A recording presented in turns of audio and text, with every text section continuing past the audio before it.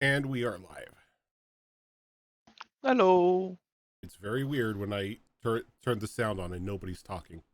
It always makes me worried. How are all of you? Well, I was muted when I told you, but we all got in a big fight. Ah. Yeah. What about you? About me? Yeah.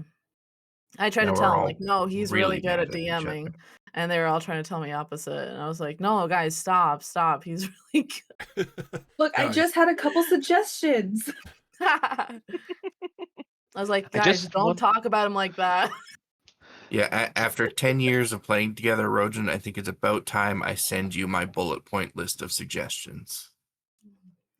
Fox is like, someone's got to speak up. And it's gonna be me. I'm always up to suggestions. It's just, you know, give Chloe a rocket launcher. I don't think is something I can, you know, actually allow. No, and I want you to remember this in the future that I had your back. But you gave me a grenade launcher. Like, what if I work on building a rocket launcher for Chloe? Exactly. You don't have to give Chloe one because we have an artificer. This is true. I mean, if you want to spend the materials and the gold in order to make a rocket launcher, you most definitely can try. I'm very rich. I can try. I'm very rich. Now you sound like Zen. I see no issue with everyone having guns. Ah, the campaign is now in America, I see. No, I don't want to have a gun. It's so crass. But yes, we are 2 people down today. But the show will go on, as we do have 4 people, and we tend to keep to the rule of 4. So the last time we were together, everybody made their way into the Harlequin Forest. Zen was waylaid a little bit as Professor Rockwind needed to take her back to the holding areas where her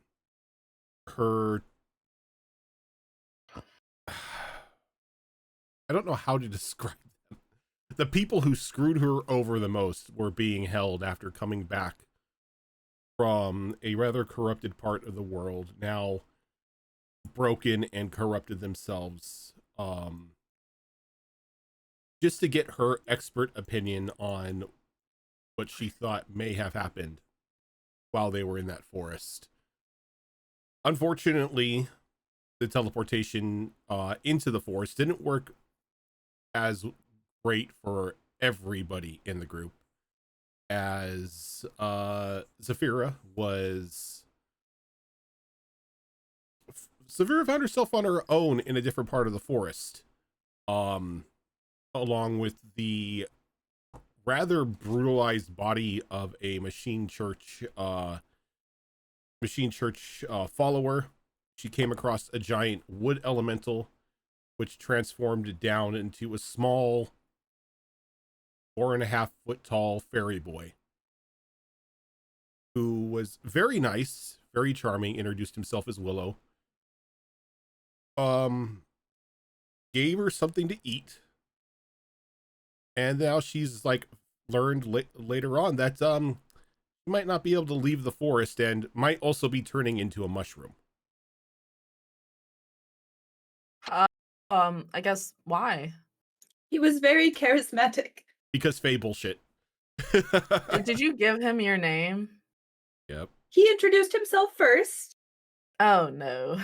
Yep. And so I introduced myself. Oh no. Oh and no. I may have said thank you when he handed me that thing that would help with me stay in the Feywilds. Silly Saphira. Poor sweet summer child.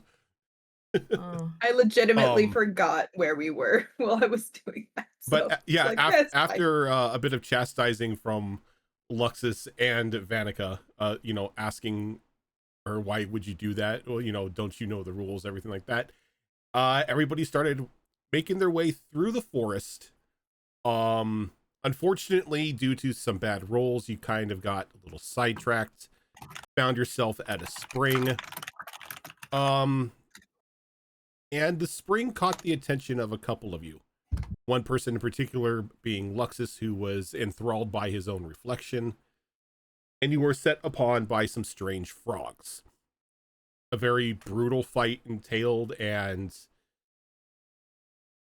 due to some poor rolls on both sides, the fight took a lot longer than expected.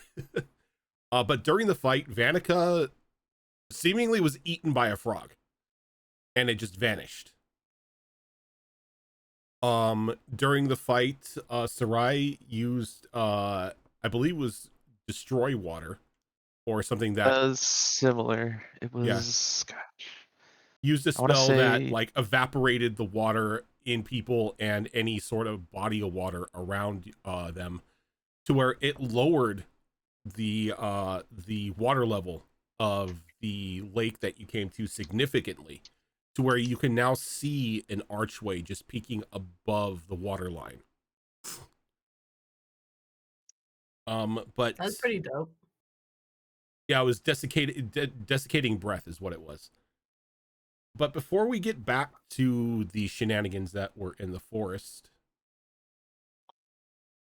we are going to go ahead and pick up with Zen.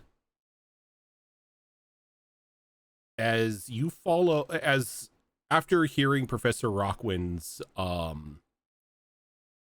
request, without another thought, you decide to assist him with what's going on. So, something in the back of your mind, maybe just some sort of twisted curiosity, maybe just wanting to see how bad these two are after they had screwed you over so much. You decided to go with him and went through another portal. Dora was sending me a message. Yeah, you really twisted my arm.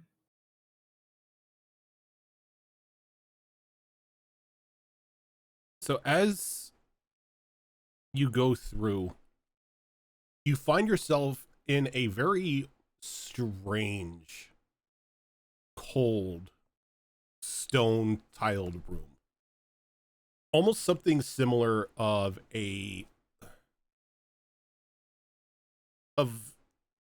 like a generic children's story dungeon. Very cold, very bleak, very colorless, just stone works on the floor and on the wall. You get the feeling that you are probably a good mile or so underground. As you come through the portal, Professor Rockwind waves his feather hand, seals the portal behind him. Right. Now that we're here, I'm having my doubts. I didn't want to air this out with the rest of your group, but I'm having my doubts. Real quick, do I know that this is the dungeon to the school? You don't. This is probably Okay, the go one, ahead. like this is probably a place in the school you've never been.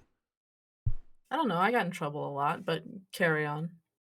The reports say that these individuals that were brought in were Professor Snowstart and Ferrex. They look similar. And to those who didn't know them well or had engaged with them very few, it would be passable. But something is just off about them. Off even more than the corruption. Off how?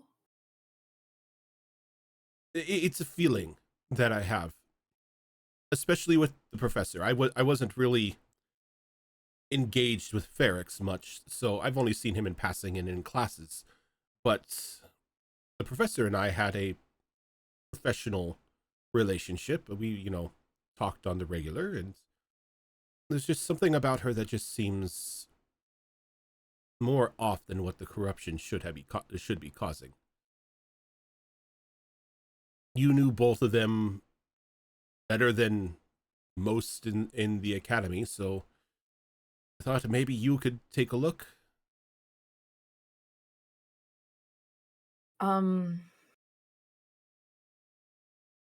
Sure, I will do my best. Like, I must warn you. We are in a very restricted part of the faculty area. This is usually an area where we bring the doomed. You know, twisting the arcane to our whims, sometimes has negative and adverse effects. We do have faculty here that are set to, well, heal those we can, but there are times when the injuries and the mutations are beyond what even our best healers can counteract. So in order to protect the students and protect the school, we bring them down here until we know what to do with them, or until they expire. Professor and Ferrix are two of these individuals. We have nothing here to combat any such corruption, poisoning, or anything, so we thought it best to keep them down here to keep everyone safe.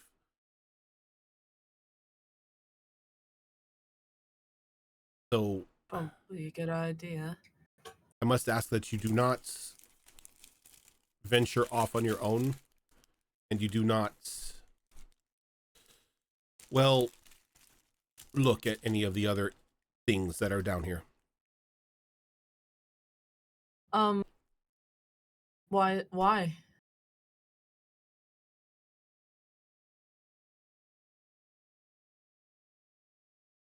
Take your time. Best way to describe it is a lot of the individuals down here have long-standing curses or mutations on them. Things that can cause you to begin to lose your sanity if you see them, begin to take on the effects that are on their body on your own. The curses down here are not just the basic curses that a year one student learns about. These are curses that even the grandest healers and wizards of our time would have trouble relieving. So in order to keep it away from you, to keep everyone else safe, just stick with me. We'll go to the room that the professor and Ferrix are being held. Yes.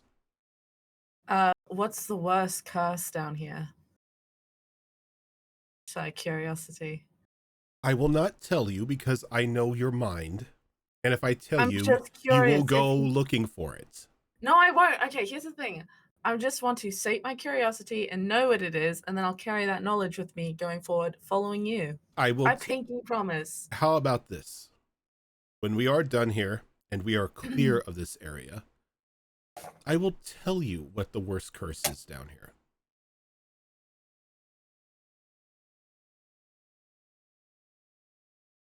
Are we in an Fine. agreement?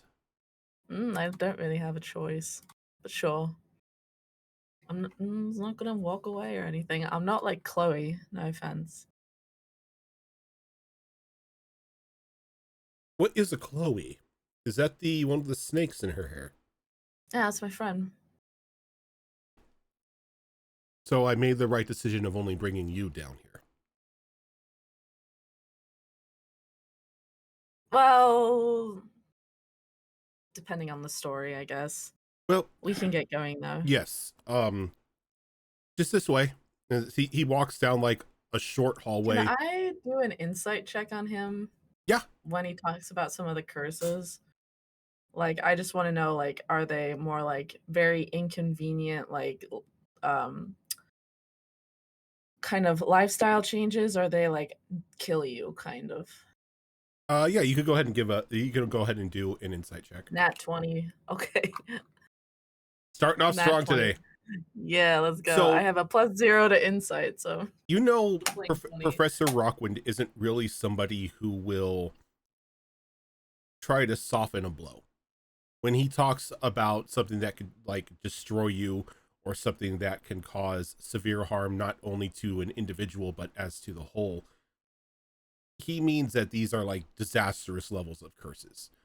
Like you are down in like a quarantine area for the worst of the worst.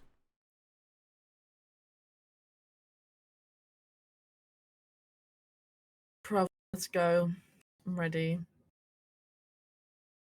And he takes you down a short hallway, turns the corner, and pulls out this like very grandiose looking silver key, and he inserts it into a door that doesn't have a keyhole.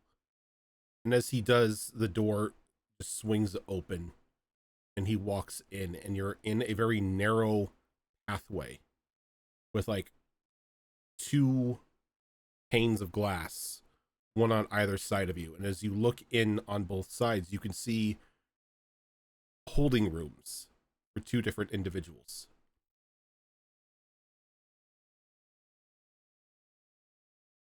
And he's like,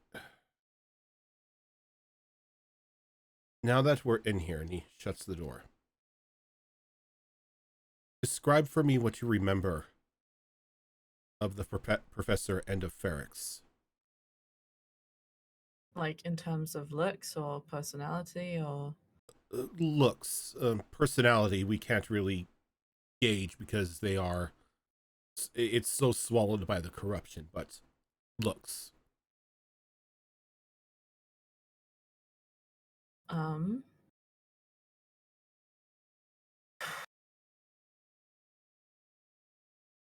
I suppose the professor was a very formidable woman with sort of salt and pepper hair. She had like a streak of gray through her hair. And very ice blue eyes. Tall, skinny. She rarely cracked a smile, so when she did crack one, it was the highest compliment.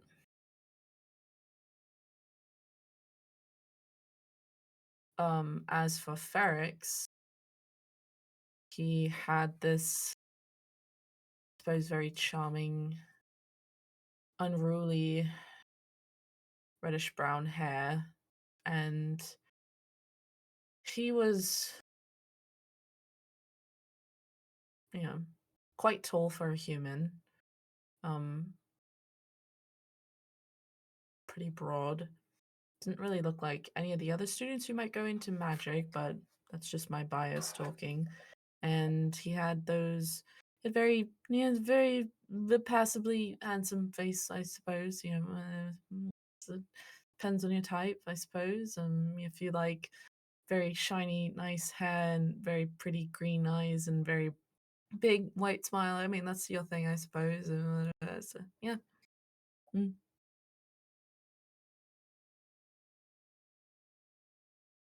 You're muted. He tilts his head and he's like, that's a very apt description. Yes. And he waves his hands as he does, torchlight in both rooms seemingly lights up. And as it does, you see these twisted looking creatures. But as the light touches them, you begin to notice that they're in the process of morphing a little bit. And they begin to take on the features that you just described to Professor Rockwind.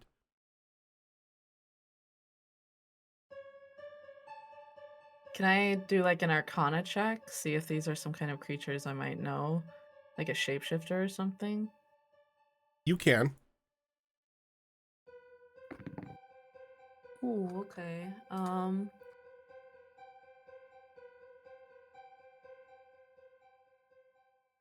22? You do know of creatures such as doppelgangers and the like who have the ability to change their forms and their looks on a whim. Though as you're looking at the creatures, specifically the one that is supposed to be Ferrex, given the more apt description that you gave of him, you do notice that he seems to be a little more one-to-one as what you remember him of. Though there just seems something off. As you continue to stare at him and at the body and at the professor,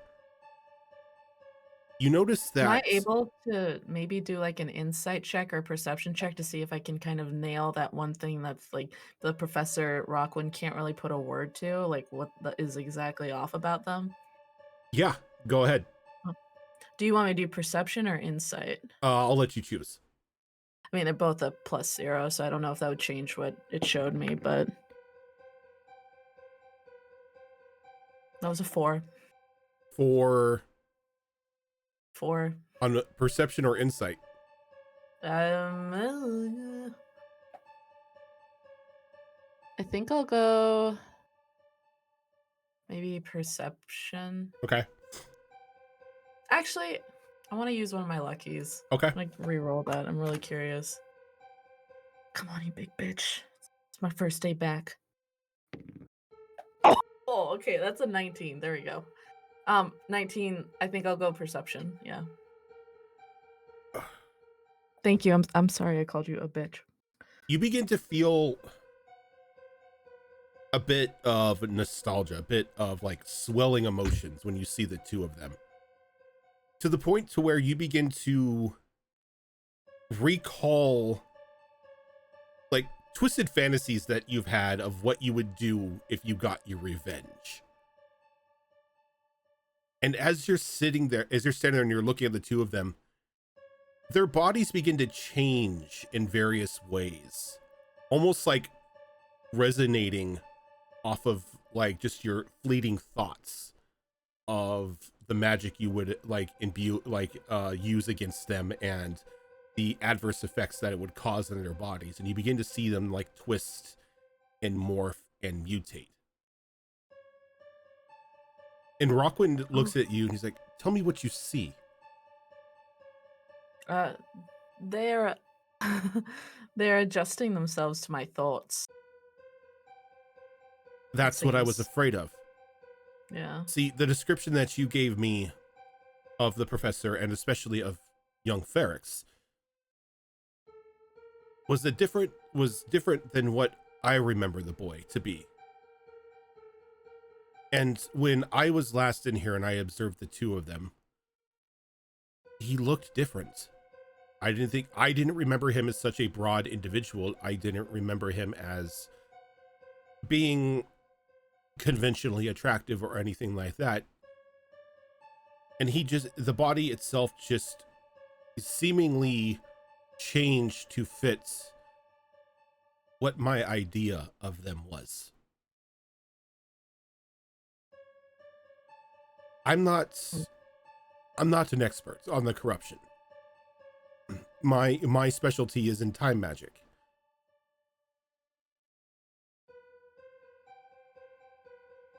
But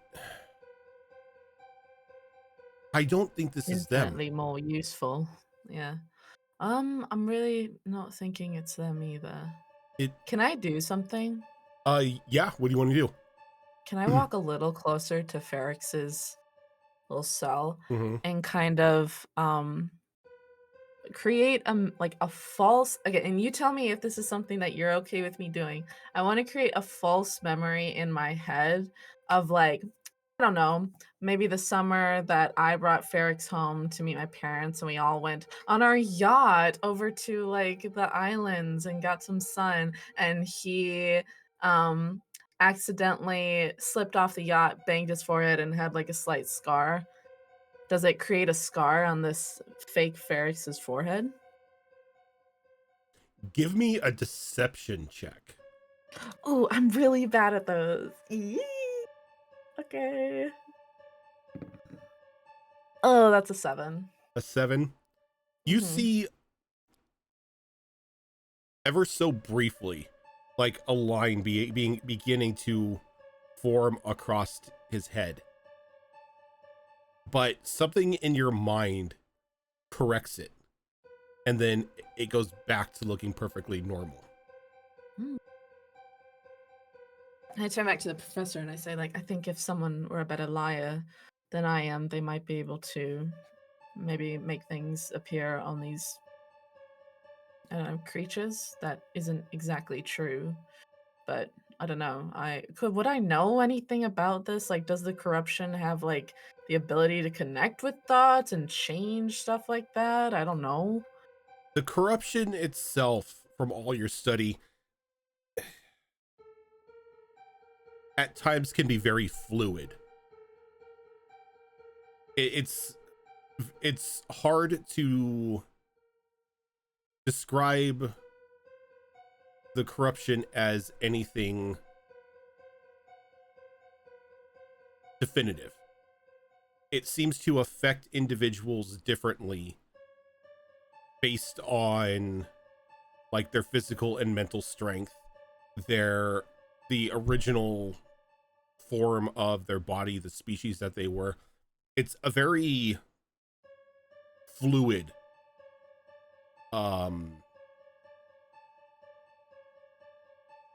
it's a very fluid form of corruption. It fits the individual more than itself. So like when you say it's a fluid form of corruption, is it like almost like a virus where it's a strain of the corruption I've never seen before? Yeah, it will go and it will adapt to whatever it's corrupting. Ooh, that's terrible. I relay this to Professor Rockland. I'm trying to look tough, but I'm like, ooh, ooh, bad news, Prof.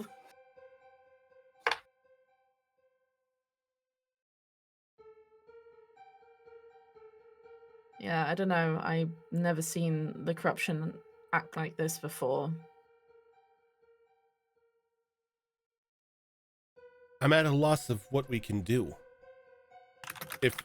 If we are right and this is not Barracks and the Professor, that means that they are still out there.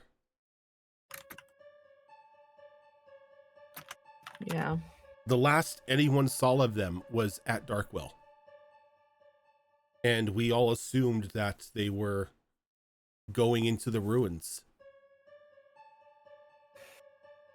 But, like, we all know that's a suicide mission. Do they speak? They haven't spoken to me. Can I Though- walk up to one of them and try to talk to them? I mean, there has to be a reason that they look like the Professor and Ferrix. We can't talk to them from here. The glass, or this segment of the room is soundproofed. Protection-wise, just in case they have any sort of audible control that they can instill on somebody. We haven't been able to talk to either of them. And I don't want you to volunteer for such a dangerous task. Well, too late. I already did it. That's so funny. That was my whole thing. Give me a persuasion roll. I'm so bad at this shit. 13?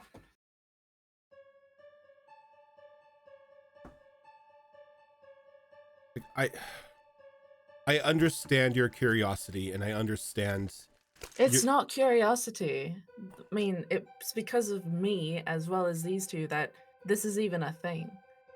And then, respectfully, why did you even bring me here? It's like I'm just confirming something that you already knew. If we're not going to actually figure this out, then I might as well just go back to my friends in the forest. I don't mean to be rude. You It's do- very weird to be speaking to you as an equal, and I'm not quite used to it, but I'm just, I mean, like you said, I'm the one with the expertise in corruption here, not you. And you Again, see apologies, I'm sorry. like confliction on his face. What you were saying in an academic standpoint makes sense. But This is an academic setting.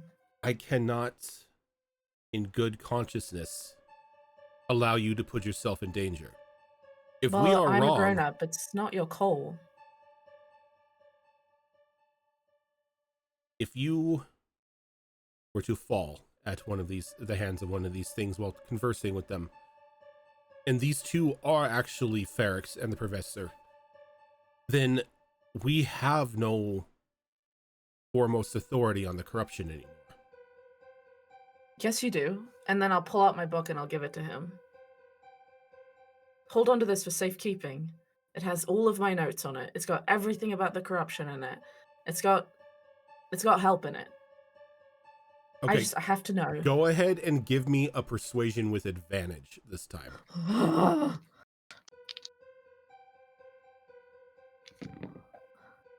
Ooh, that's a 17. I rolled a 7 and a 16.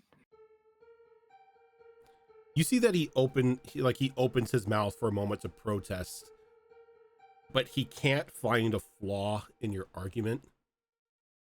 So he nods and he pulls that key out of his coat pocket and he hands it to you as he takes the book. Be careful.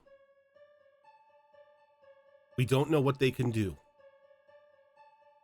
So real quick, I want to double check. There's nothing between me and them right now. Like there's no barrier. There's just the glass pane and like a half wall. He's like, if you wish to get into either one of the cells, walk out of this room, go left or right about 5 feet, and stick the key into the wall. Give me 2 seconds here. If you were to go to the left, when you exit out of this room, you'll be going into the professor's cell. If you go to the right, you'll go into Ferrex. Left is Professor, right is Ferrex. Good to know.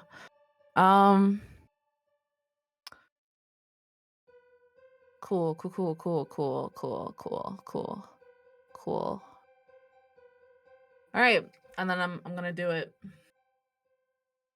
All right, so who are you going to?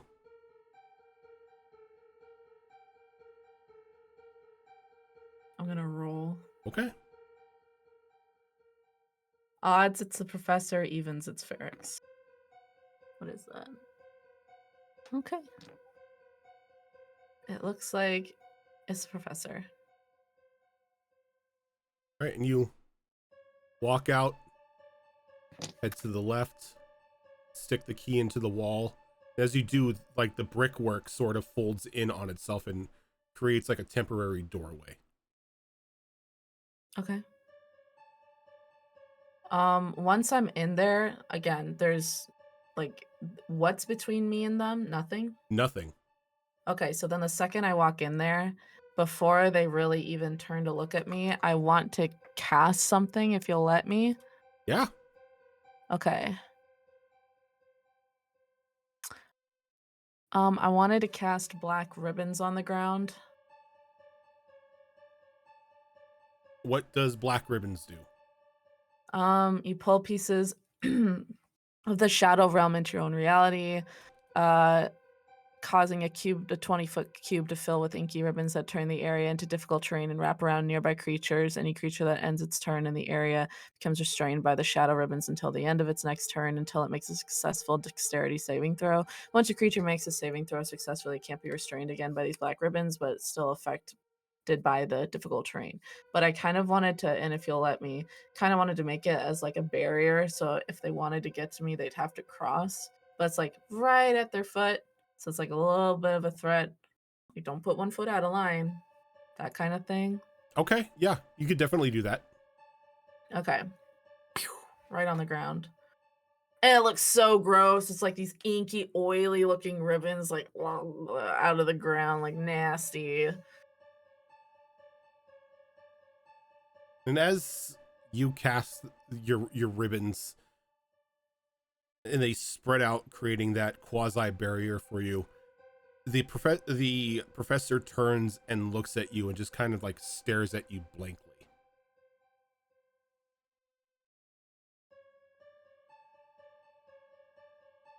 Don't go putting a foot out of line there. I just want to speak with you.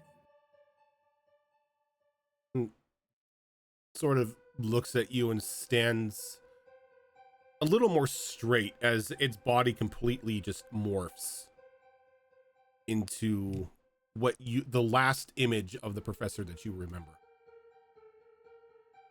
Do you know who I am?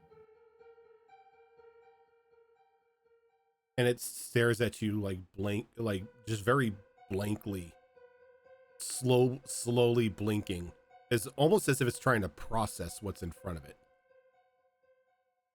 Can you give me a wisdom save?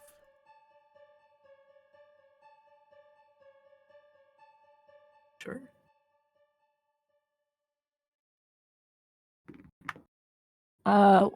That's a 22. A 22. Just gotta call your dice a bitch. That is definitely enough to save, as you can feel like as soon as you make eye contact, something like reaching into your mind, trying to get a grasp of any sort of information it can from you. But you're able to steel yourself enough to where you're able to push it back, as it sort of now has like a twisted, annoyed look on its face. Something you've seen multiple times from the professor, especially when things don't go her way.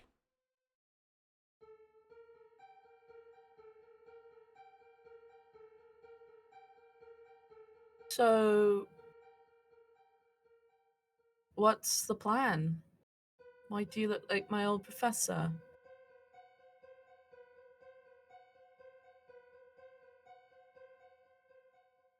And sort of stands looking at you,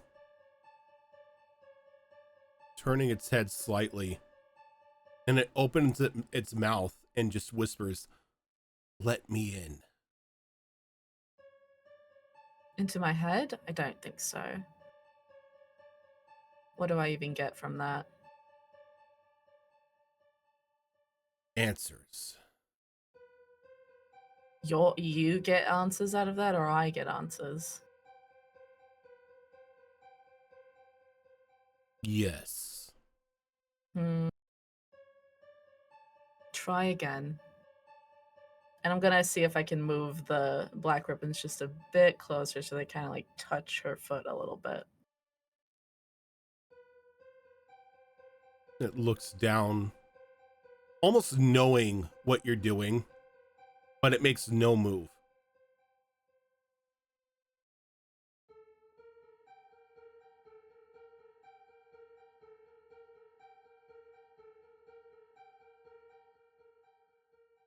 Two Come of on you. then. Two of me what? As it relaxes a bit, and the body begins to morph and twist again, until you see this very decrepit looking, almost like skeleton-like individual with a black crown on its head.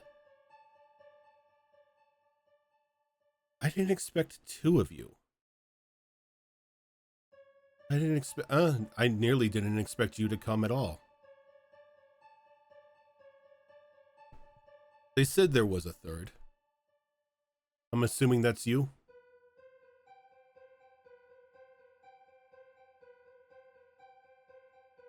As in myself and who else? The professor. The professor and Ferris. that dotting boy toy of hers. I mean, things didn't end so great. I was gonna write about it in my journal, but I thought I might just bottle it up instead.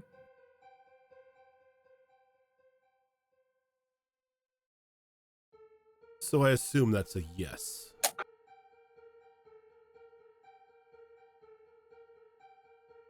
I'm here to offer you something, child. Quickly, what's your name? Sorry, I don't think we even introduced ourselves. You're telling me you don't remember me? Do I remember After we him? shared that lovely party with one another? Is this Zafway? This is Zafway. Okay. Oh! Lovely party, great appetizers. Champagne, never had that one before. Very lovely. How many years was that?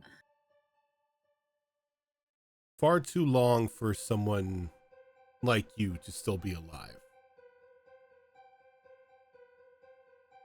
Time magic is a real bitch, I tell you that much right now. I was never apt in chronomancy.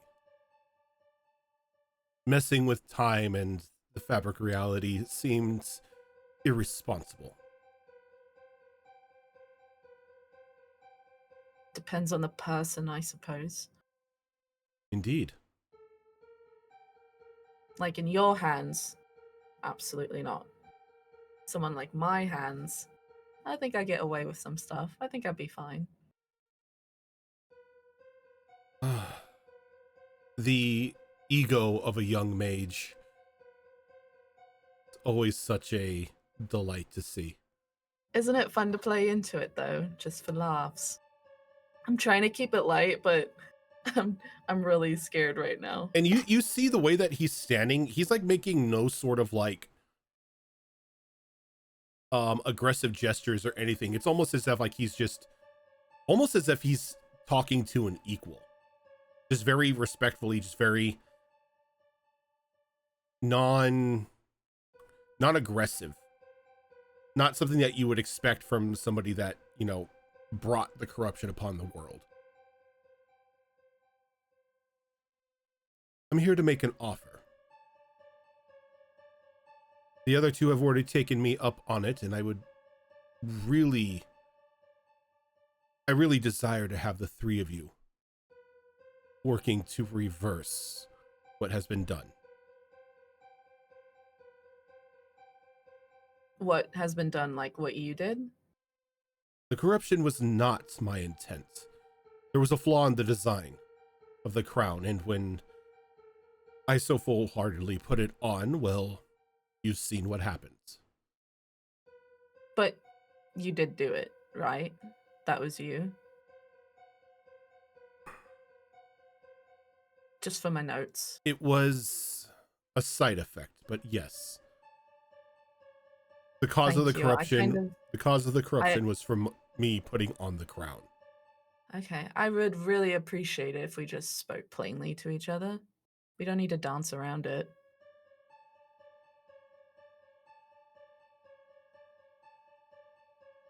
Kind of writes himself a little bit. Very well. To the point, then. I need... Well, we all need to have this corruption ended.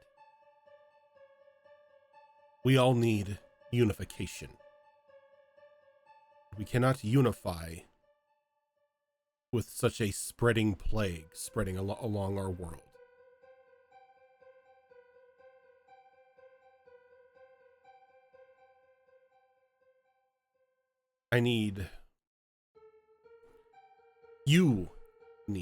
We need something. Something to change this corrupted miasma that is slowly but surely going to encompass not only our land, but the rest of the world.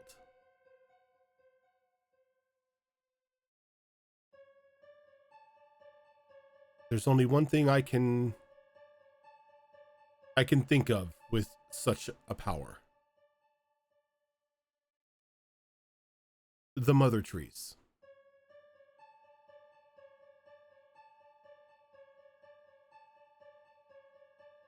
With their life force, we can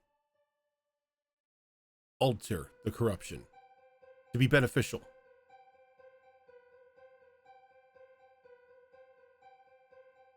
To bring unity and normality back to our lives.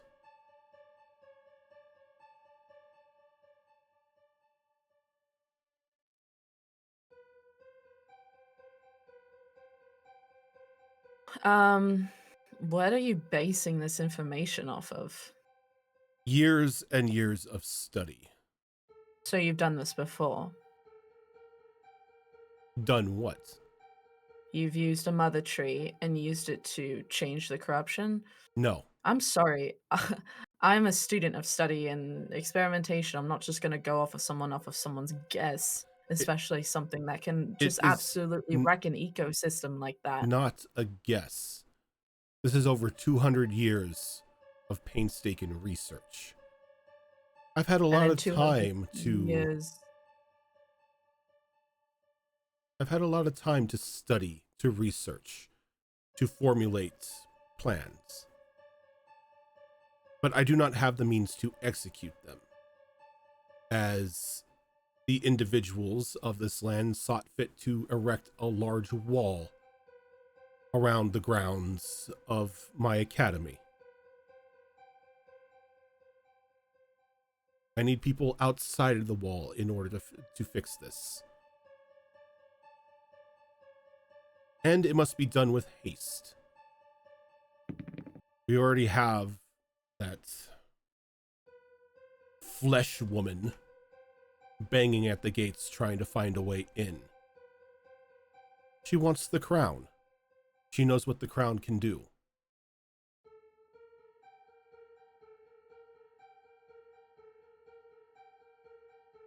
And I'm not so willing to give it over to her.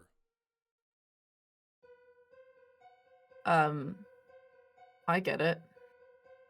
But again, it's not been done before, and we don't know. I mean, we might be able to change the corruption. We don't even know that for sure. But then in exchange, these mother trees all being wiped out, we don't know what the long-term consequences of that is. It could be even worse.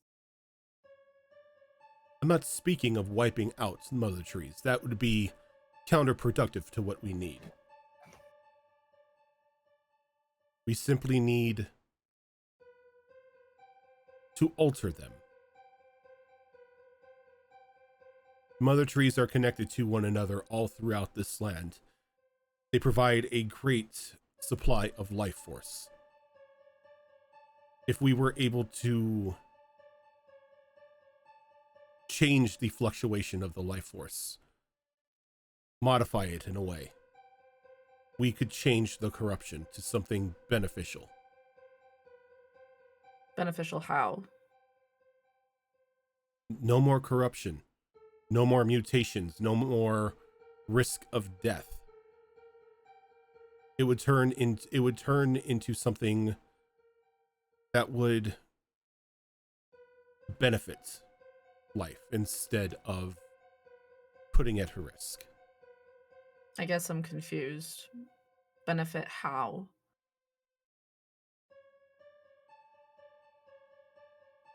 How can I explain this in the most simple way? Because what I'm hearing is that it's going to make the corruption go away. No, it's going to change it. No, it's going to be beneficial. No more corruption. It's like The corruption would go away. Instead, it would be replaced with a boon. Something that would bring bounty and prosperity to the land. Which is all I ever aimed for. Unification and prosperity. unification. What specifically is that? To bring people under one binding understanding. No more wars. No more violence. No more conflict. One people for each other. Under one And crown. who's wearing that crown? At the moment, I am, but I do not see myself as a fit ruler, as well. I'm dead. I want it gone. I want it off me so I can finally rest.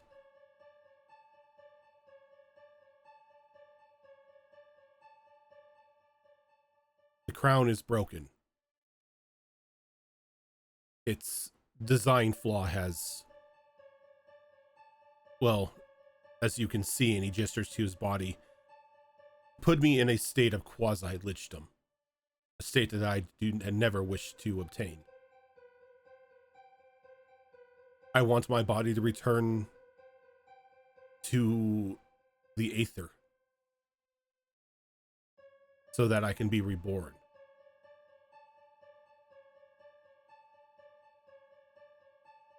Let me see if I have this right. You're all alone in your little city, got your crown on that caused you to turn into a lich, sort of a half-lich, got Tonvara knocking on your door. You literally don't have anybody else other than myself, the professor, and Ferrex be able to pull out your plan that in 200 years you weren't able to pull the trigger on yourself to change the mother trees in ways that we don't know the full consequences of, on a possible theory that it'll unify the entire continent under one crown, but we don't even know who's going to be wearing that crown. I understand your suspicions.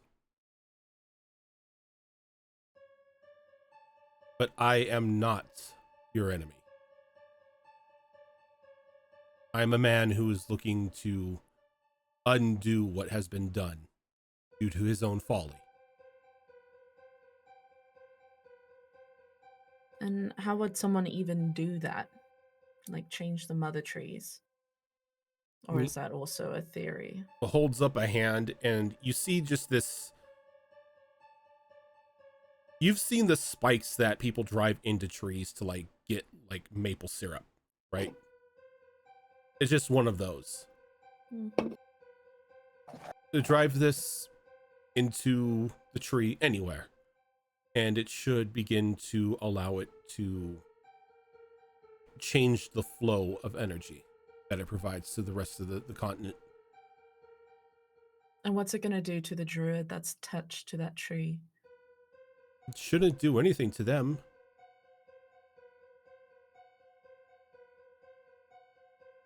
If you wish for it, if you wish to test this hypothesis of mine out, there is one mother tree that is deeply, deeply corrupted. Test it out there. Where is that? Gaith Tasai, deep in its forests.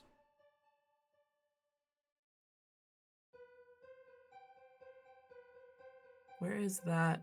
Is that on the continent? It is on the continent. That is the massively corrupted forest next to Darkwell. I'll take you to the world map so you can see.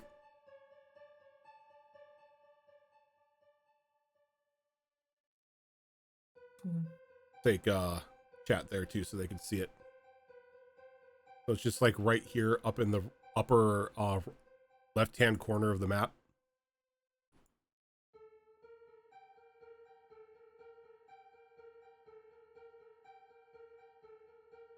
Well, So, I zoomed way too much. So you are down over like at the Rensera Academy and your friends are in the Harlequin Forest.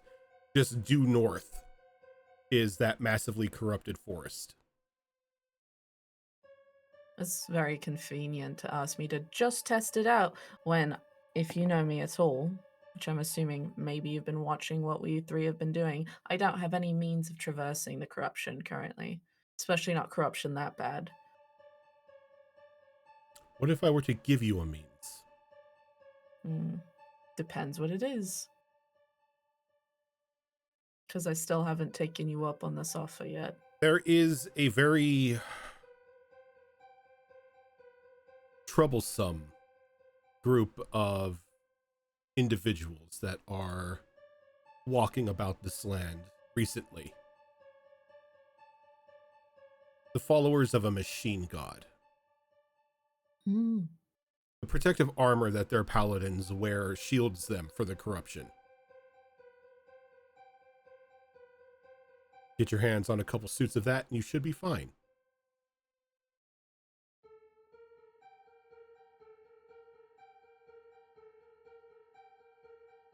So, take the suits from them? They are already on their own campaign to harness the mother trees. Though theirs would see all life drastically changed. Bastardized. Nature would no longer be a thing on this continent. Yes, we would be saved from the corruption, but at far too great a cost. I understand. I don't have any loyalty to them. I just wanted to make sure I understood you. The armor can protect against the corruption. Yes. Hmm.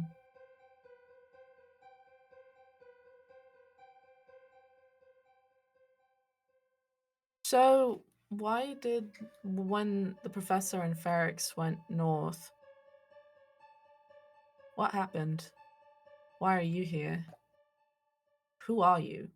Like, I know you're Zafway, but it seems like you can change what you look like. I am less of an individual and more of a collective now. I am the corruption. Wherever the corruption is, so am I. So by changing the corruption with the mother tree, we're going to be putting you to rest, essentially, and putting the corruption to rest? If all goes according to as how I hoped, yes. I will gain rest. The corruption will be altered. And everyone here can get on with their lives. But who gets that crown? And That how is do up we to defeat- all of you. And then there's still the fact of Tonvara. I mean, it's not just so cut and dry. We might have to deal with her first. Is there... You is there most a time definitely limit on will this? have to deal with Tonvara and her followers. Hmm. I cannot provide much aid in that sense. Do you know anybody who can? Anyone that rivaled the old ones.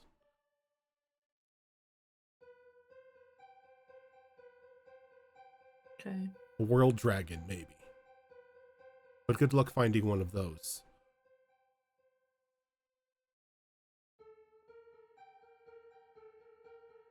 I put the thing that he gave me in my pocket, and I go, "This has been very enlightening. Thank you."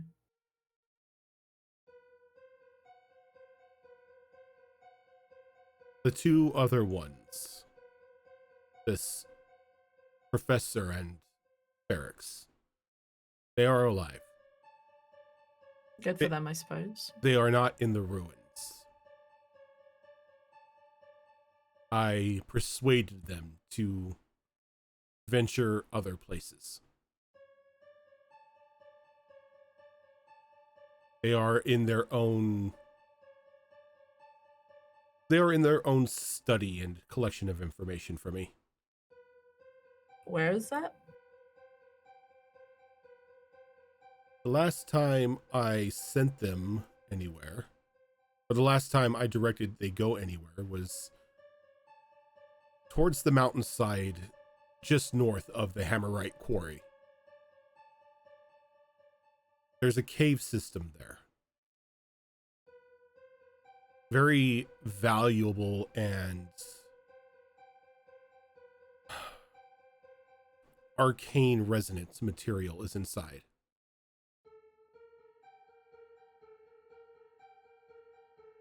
What are they gonna do with that? What do you want them to do with that? I need them to collect it.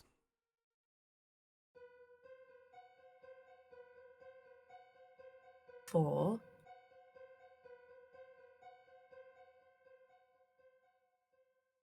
If I told you, you would probably go to stop them.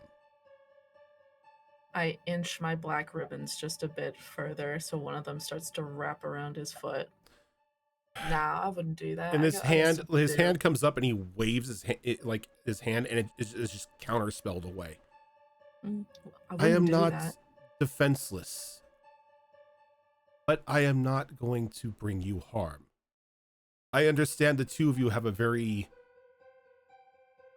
turbulent past.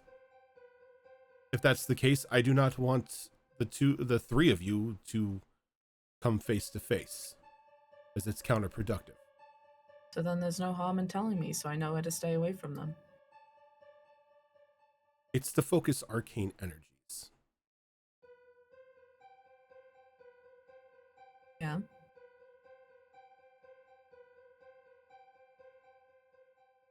That is all I will tell you. Cool. Well, I will think about your offer. Thanks so much for the honesty. I kind of turn to start walking out. Toodaloo, I suppose.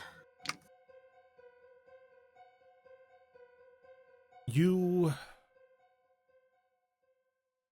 have always been one of the brighter ones.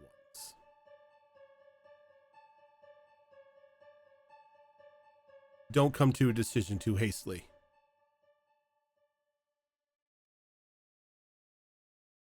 Why didn't you give this task to them then? If it's just sticking a spire into a tree. Because I cannot trust them fully. They may not then- carry the corruption, but they are most definitely corrupted. Yeah. So then what makes you think you can trust me? Because as much pain and as much grief as you carry with you, you're still a decent person.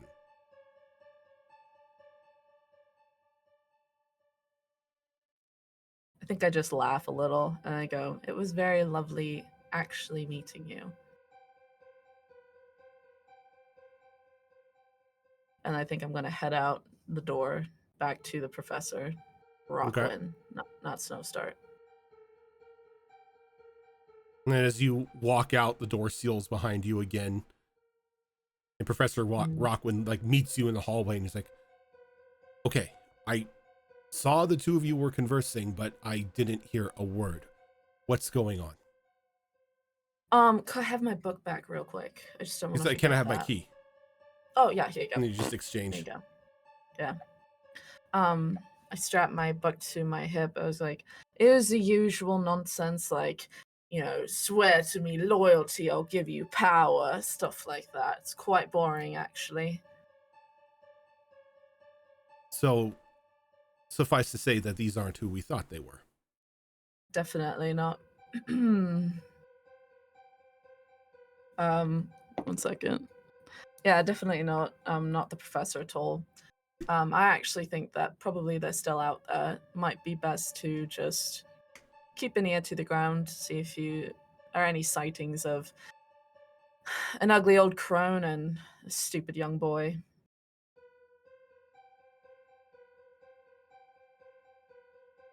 I will do that. Mm-hmm. Zenith, I can't thank you enough for taking time and a brief stray away from your friends. I know you were in a bit of a rush concerning what's going on in the Harlequin, but I thought this was something that needed to be addressed. I think he probably sees my shoulders relax a little, and I reach out my hand for a handshake. And if he takes my hand, I just kind of put my hand over. I go at the end of the day, I'm here for you. You've always been more than kind to me, and it doesn't help that I love your daughter very, very much. So whatever you need. However, I do think I need to start getting back to them. For all their ridiculous bargains and whatnot, that creature in their head, I have some things to think about. He's like, oh, yes, about that. He reaches into his pocket and he places a gold coin in your hand. Hold on to that for just a moment. I slipped another one of these into Chloe's pocket. Give me a moment, and you should be right with your friends. And he like clasps your hand over the coin, and he begins to mutter a spell, and there's just a flash of bright light. You just get like flashbanged for a moment. And as we go back to the waterfall scene, just outside that lake, now with the I'm going to take people to a map here just so if anybody's like going any place to look around. The rest of you are kind of at a loss of what to do. As the frogs are gone, but there's no sign of Vanica.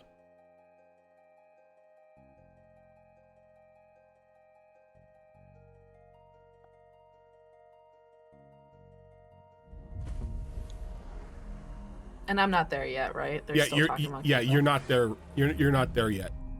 Sweet.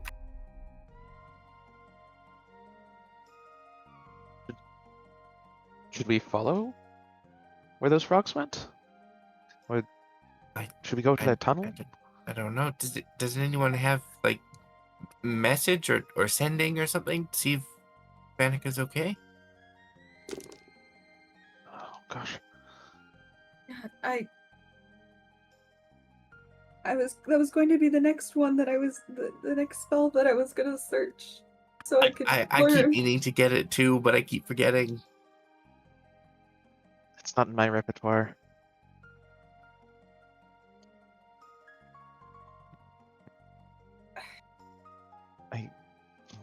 So we know that those frogs weren't animals; they were something else.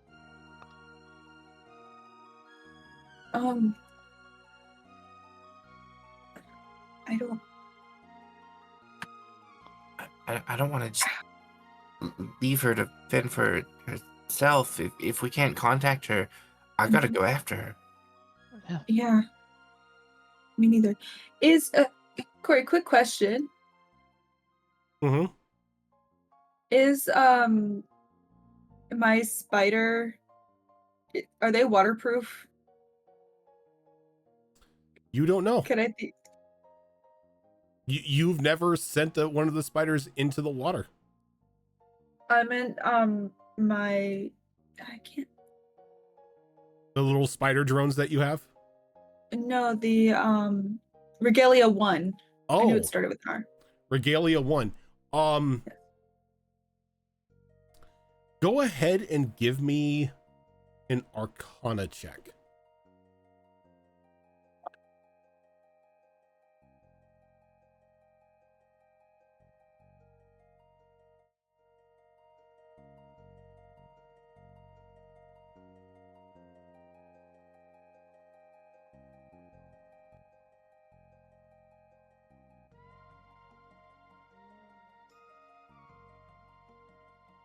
$13. 13. You're not 100% sure, but it does have that protective dome, so maybe it can go underwater.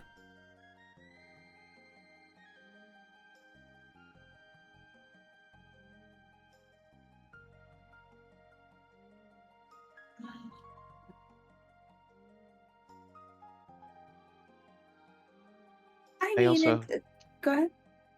Oh no, go ahead, finish. I was gonna say, like, I mean, like, I don't want for it to get into the gears. And should be fine. I can try it. But what were you gonna say? I have a couple options in this regard. I could summon a fish to swim into the other side and check, or I could turn into an aquatic creature to swim to the other side and check. You can turn into a fish? That's awesome. Or aquatic creature. I would want legs just in case on the other side. So I mean, Yeah. if you can summon a fish to go check for us before, we jump into a potentially frog-infested lake, that would be great. Yeah. If you don't mind. right. Wait, I don't have the 200 gold piece acorn, so I can't actually summon a fish. Shoot. I forgot about spell components for half a second there. So I can help with that. funny enough, I don't require spell components for a lot of the spells. Normally if it's like, oh, it costs 200 gold or something, just sacrifice the 200 gold and Okay, gotcha. you can do it. Because I would assume you guys, when you're in town or whatever, stock up on your spell components like, you know, responsible yeah. spellcasters should. Like the only ones I Man, require it for is when like, was the last time we were in a town? It's been Do a you remember while. civilization? Right? I kind of miss it. I miss Toilets. beds. Ugh, I miss I miss toilets. I miss hotel rooms, even though the camp is great.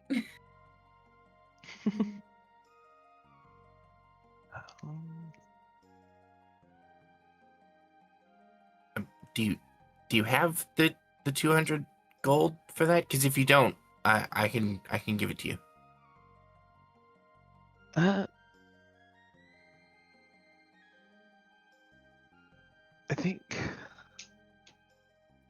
think I may need to borrow that.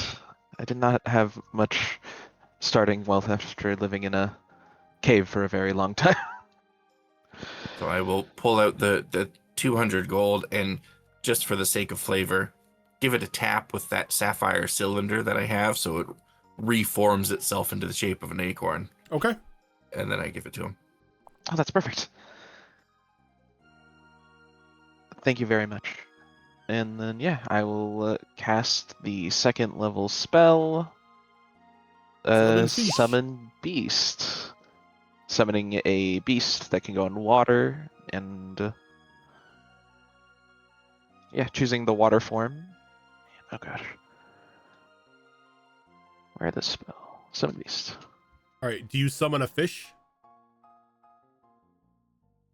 Ideally, I was hoping to summon something amphibious, but fish makes more sense realistically. Okay. So you focus the spell and you cast summon beast, and as you hold the acorn outright, it sort of vanishes, and leaping from your hand down into the water is a catfish. Yeah, big boy. And then, yeah, using my connection with the spell, I sort of tell it to swim to the other side and make sure everything is clear. And if I need to move closer, I will sort of follow along with it to sort of stay in range if need be. And yeah. Okay. So it sort of does like just like a mid-air, like it leaps out of the water, is like a mid-air twist and dives underneath the water. And you could see like the ripples of the water forming behind as it swims into the tunnel itself. And as this happens, there's sort of like a shimmer of light next to you, Chloe, as Zenith appears next to you holding your hand. Whoa. What Sorry. the? Hi? Hi. Is that like actually you, or am I hallucinating again? Do you hallucinate about me a lot? I'm not going to answer that question. No, it's me. The I take the professor fifth. sent me back. I just give her a big hug. Oh, and I give you a hug back. And then you pull away, and I look away because my face is really red. And I say, like, you guys... Oh, I hate to pull a Belvedere, but you all don't look very good. What happened while I was gone? Frogs. Yeah, frogs. Frogs. Several of us Frogs. got eaten several times. As you can see that there are like multiple dead, like crystalline frog bodies around. Like one of them is just now like floating in the water. It's missing its eyes. Oh, I've heard of this species before. They're actually really terrible. Yeah, they Yeah. are.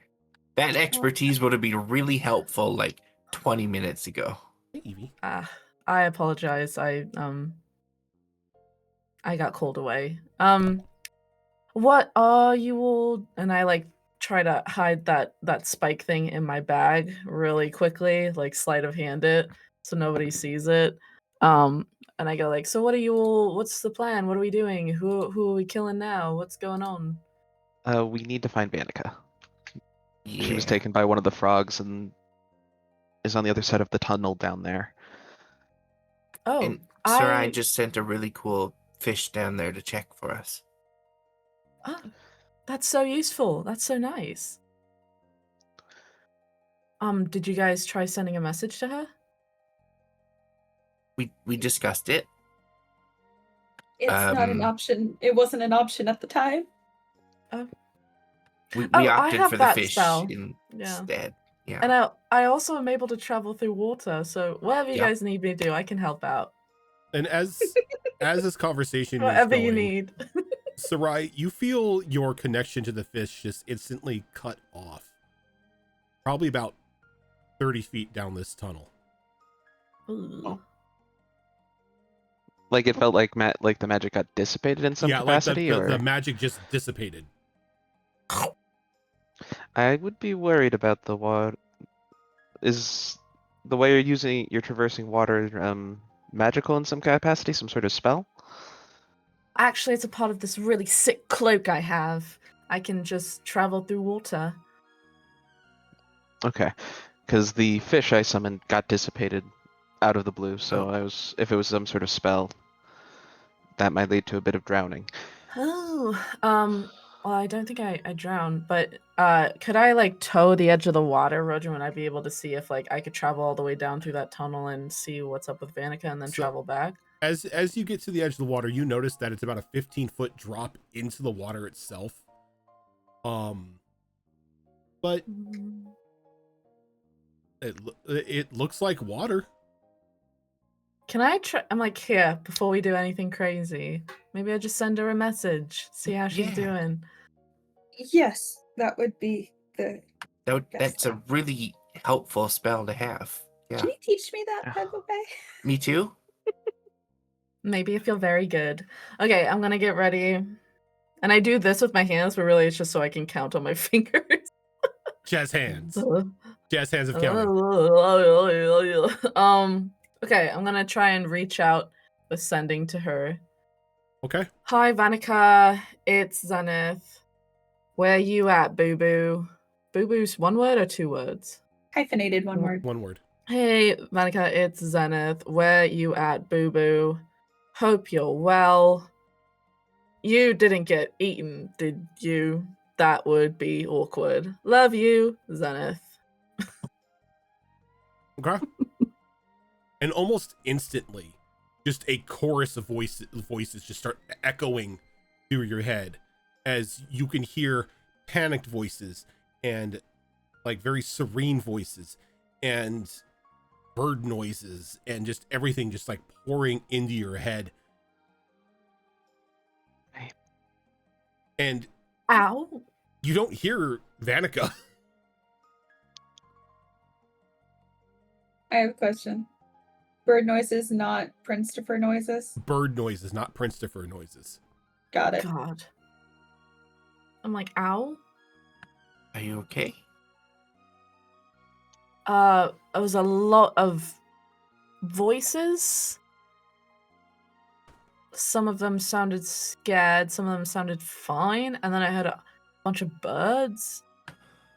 Oh, that kind of makes sense.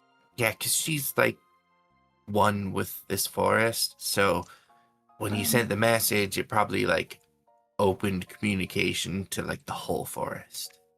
Don't get me wrong, like, it wasn't fun, but it kind of just sounds like the inside of my head just normally. So I feel for her.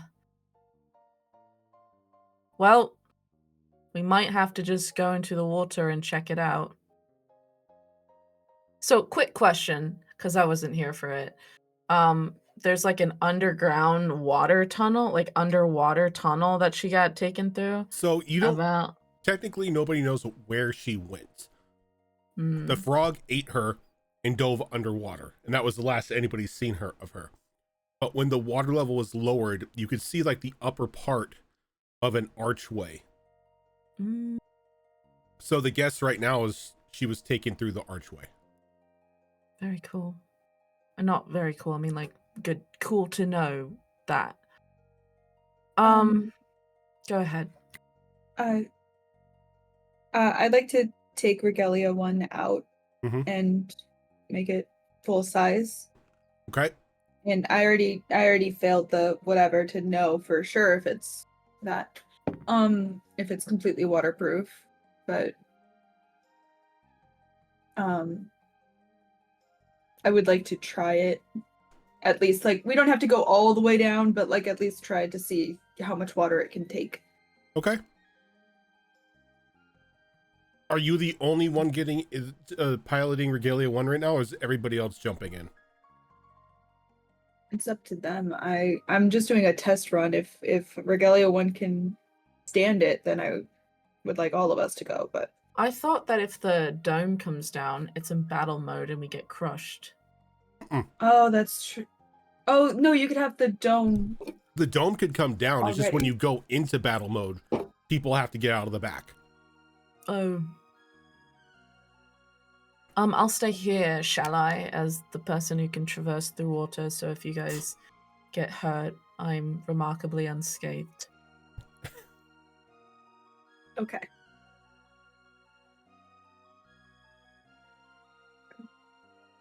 Chloe? I have a concern.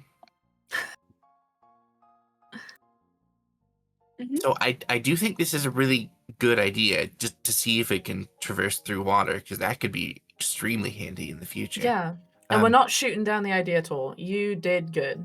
My concern is if there's something in that tunnel that like cancels out magic, if we're inside of Regalia 1 and its magic gets canceled out, does it shrink down to miniature size with us inside of it? Oh my god. That is an excellent point. Jesus. I've been wanting to lose a few pounds anyway, so we're good. We are good. I feel like it originated as a large spider creature, and it going down to a small spider creature is the magic is that portion. But I don't know. I mean, if you think it'll be okay, I'm on board. Let's do it. I don't know if it'll be okay. That's the fun.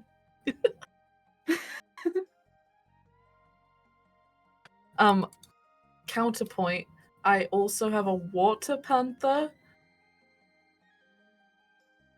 He Is might your do water- quite well. Is your water panther magic? Like, Aren't we all a bit magic? It may just be spells that are dispelled. Yeah, it's just a creature that is part water. Mhm. I can just send pants out real quick, do a swim, see what's up, come back, maybe? It's worth a try. Yeah. Okay. I mean, I really don't want to be crushed, so me neither. I summon my water panther pants out. And I go, "Hi boy, get on out there." You just say, get on out there. Yeah, you got this, friend. So you give him the order to go down the tunnel?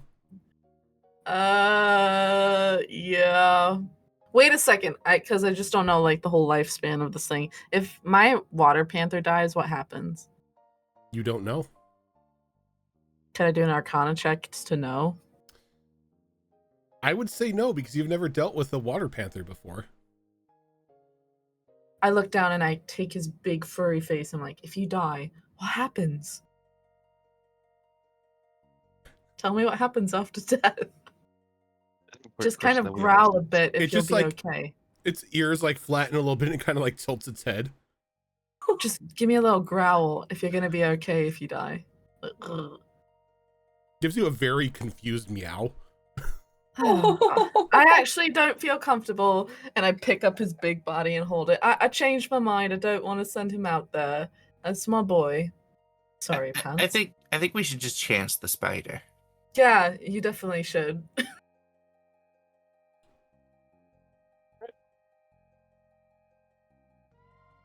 Sarai, are you interested in the spider, or do you want to stay on land? No judgment either way.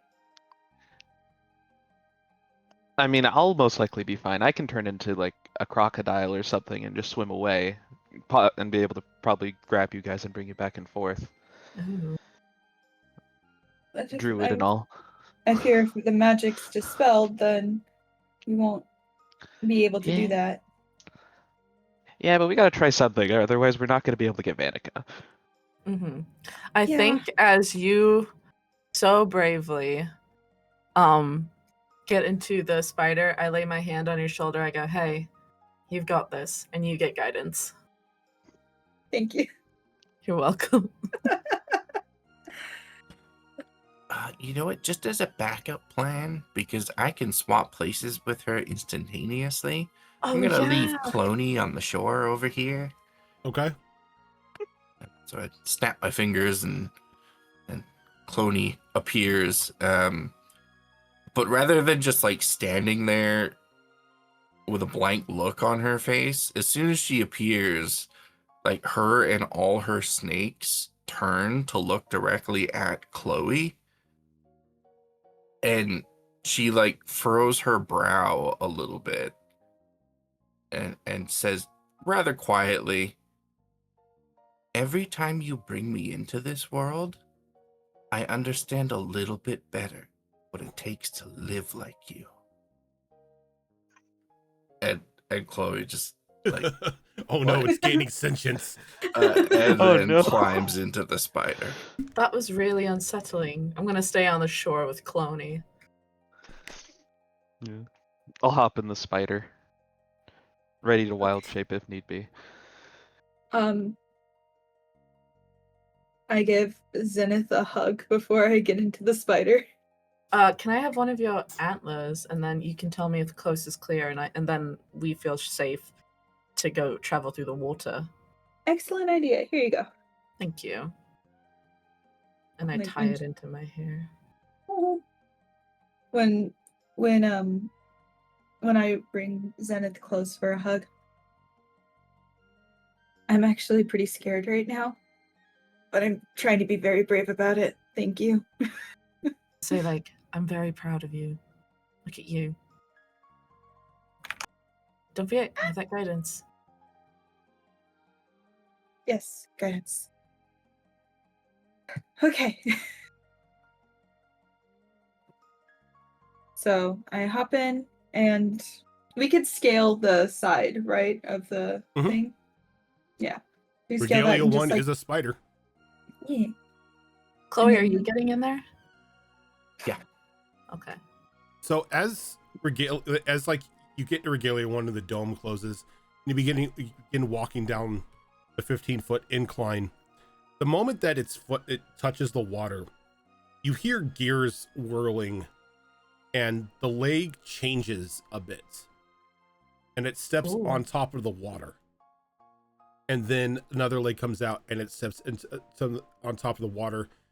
Some of the legs pull into its body to where it's got 4 legs now, but they look like pond skimmer legs as it starts walking over the surface of the water. Jesus Christ. Superstar.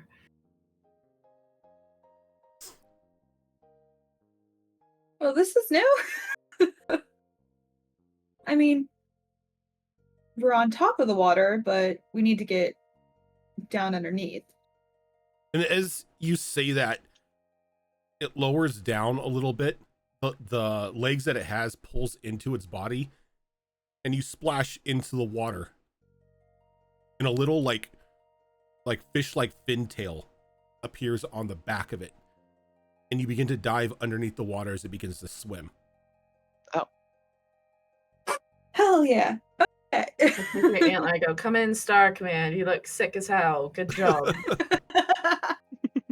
And as you go down, like 2 little like headlights like pop up on the front of it to like just illuminate the front path. As you begin guiding Regalia 1 just down this underwater tunnel. Really quick, I think seeing that it's able to swim is it too late for me to kind of jump into the water and just be outside in the water in water form? No, you could do that. Okay. I look at Cloney and I go like, that was one of the most unnerving things I've ever heard. Keep it up. And then I cannonball into the water. Okay. As you cannonball in the water and go into your water form, you begin swimming next to Regalia 1 as everyone begins to like go into this very long descending tunnel, like underneath, like deep into like the forest itself. And you probably swim for probably about a good 1.5 miles until you see, until like the tunnelway begins to rise up again, and you see a soft shimmer of light on the water's edge. And we're going to take a quick, I was gonna say we're gonna take a quick break here, but what did you want to do? I was just gonna say to Zafira, do you mind if I just do something real quick, redecorate in here a little bit? Redecorate? Sure. How And presumptuous. You're new. and Sarai basically using her spores puts like the bioluminescent like starlight spores on the top of the dome regalia, on the top of the dome, so it looks like there's a starry night sky, and she's just staring up at that and it's like, okay, you're good to go. As you begin to climb up this this underwater tunnel, we're going to go ahead and take a quick break here so we can get up, freshen our drinks, all that fun stuff, and we will be right back. Bye-bye.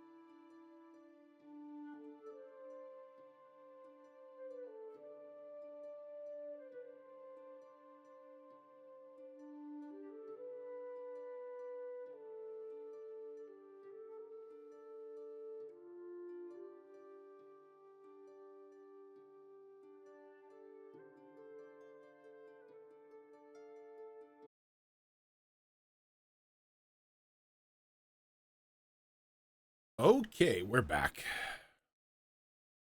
Oh, wait, no, we're not back.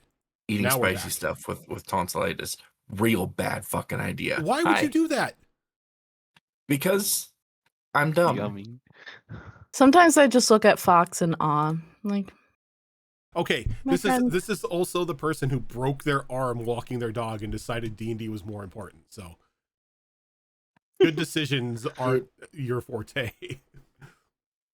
Listen, playing D&D, always a good decision.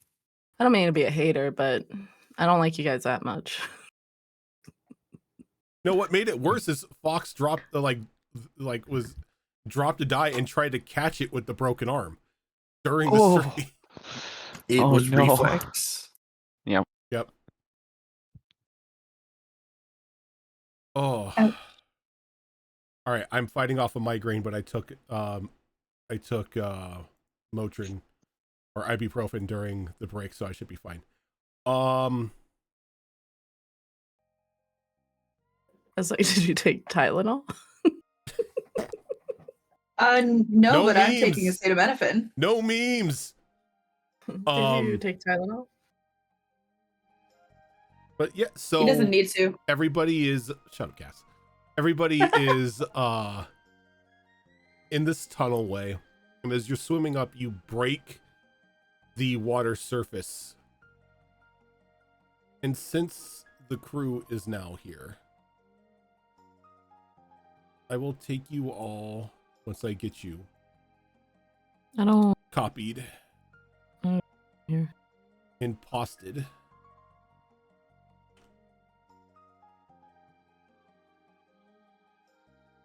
I will take you all to the Purdy map.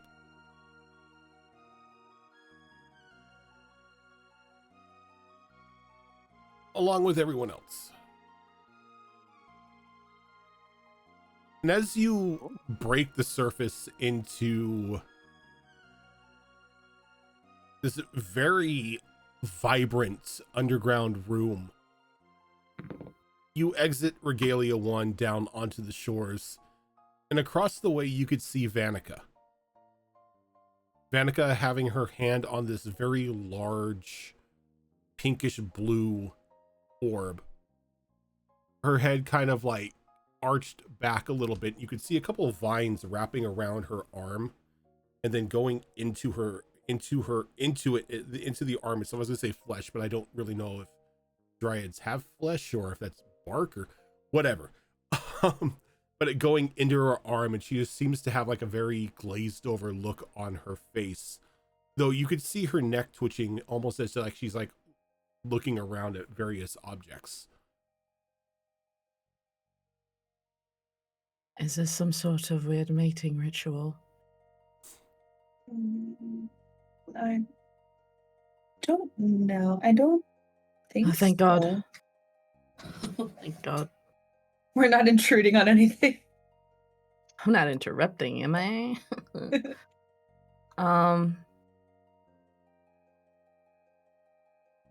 Go ahead. Can I do an insight on Vanica? Just to try and get an idea of whether this is a position of her choosing or something has happened to her that has put her in this state and it's a danger to her. Go ahead and give me that insight roll. 19. 19. You know, Vanica is one for touching things every now and then. So you have a feeling that this wasn't necessarily something she was forced to do, but more of the outcome of what she's done.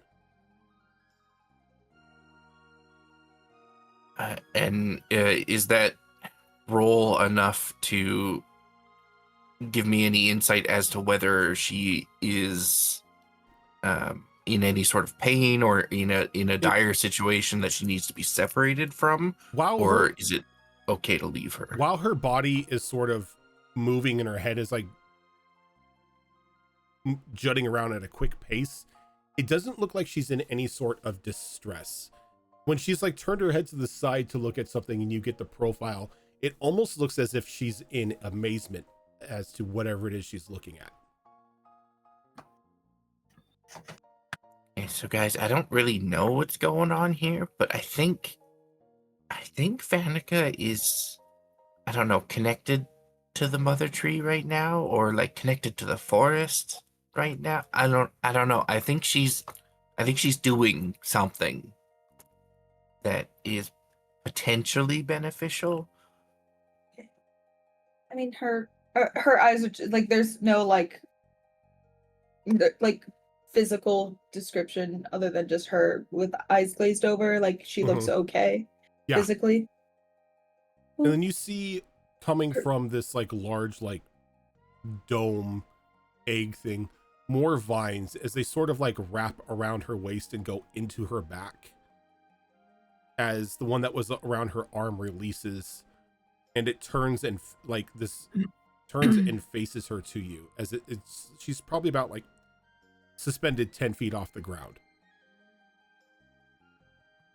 The glow in her eyes goes from like a dim white to like a very vibrant yellow. You okay, Vanica?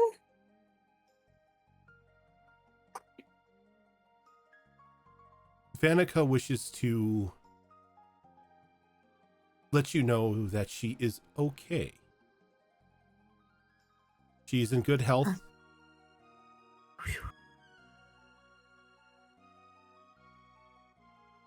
And to please not attack the purple thing behind her.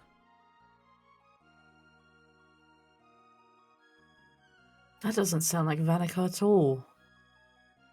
My apologies. I am trying to communicate with you in a tone you are familiar with your friend. No, you're okay. I was rolling something to see what my insight on that would be, and I rolled a 1. Vanica always wants us to attack things. As the body of Vanica's body lowers, she begins to walk, like guided by like the veins, the roots in her back. And as she walks, like small like little puffs of grass sort of like bloom up around each one of her steps. These are your friends. Yes, I can see. No harm will come up to them. None of them propose a threat to the forest. We're trying to help the forest. Yes, that is what she says too. And also, we're trying to help another mother tree. That was part of the reason we came here. Vanica nods. Yes, I've gathered as much from the tree's dryad. The forest itself is in grave danger. Beings encased in metal suits are looking for this chamber's location for the heart.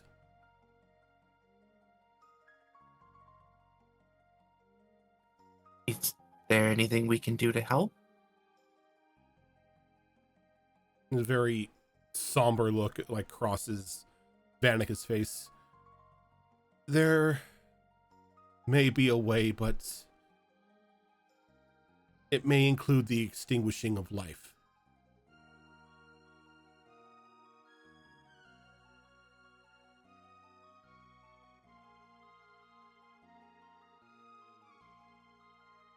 The machine people? Right? Vanica nods. Yep, that sounds about right. They are in groups of my apologies, in two groups. Yes. Your language is somewhat of a difficult for me to speak in. There are two groups of them. One of them makes their way towards Vanica's tree. The others are nearby. I know they search for this chamber, that they search for the forest's heart. But what they want with it, I know not. Whatever it is, we mustn't allow them to locate this chamber to harm the tree.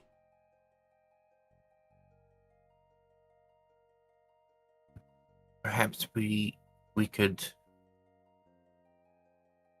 intersect with the closer group and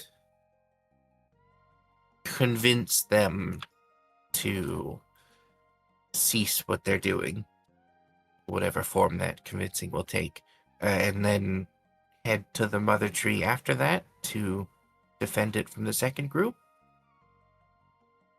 Maybe we can try to steer them in a different direction.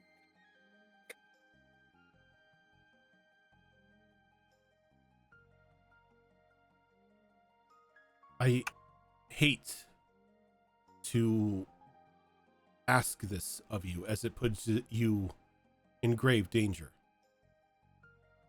Risks your life being extinguished. But we do not have many options.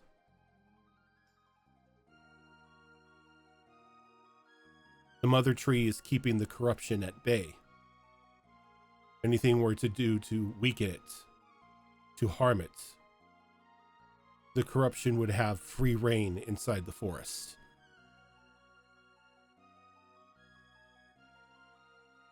And we can't let that happen. We promised Vanica we would help her. At this moment, I think actually, never mind. No, continue. My bad.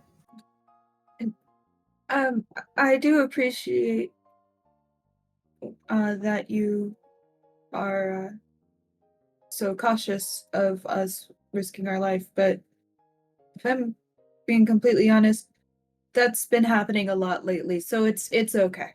We understand the risks. I know of your risks that you've taken. I know of all of your pasts, of your adventures, and while it saddens me that individuals like you must exist and to continuously put their lives in danger, I must be guilty of asking you to put your lives in danger for me.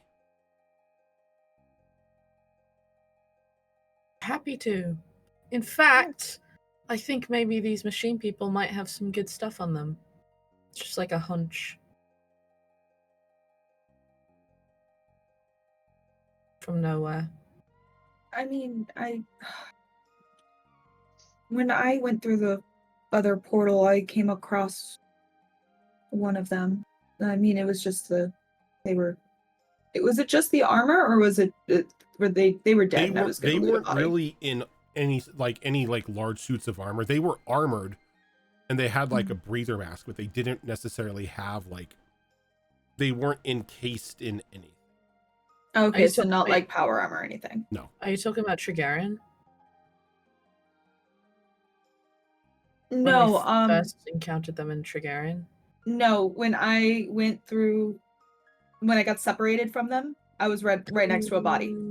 Gotcha. And I did not take the hour to grab a piece of armor.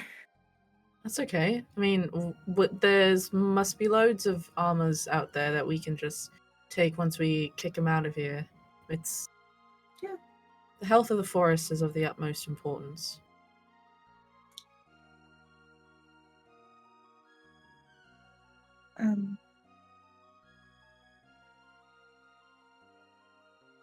So, do you know how many in each of these groups are?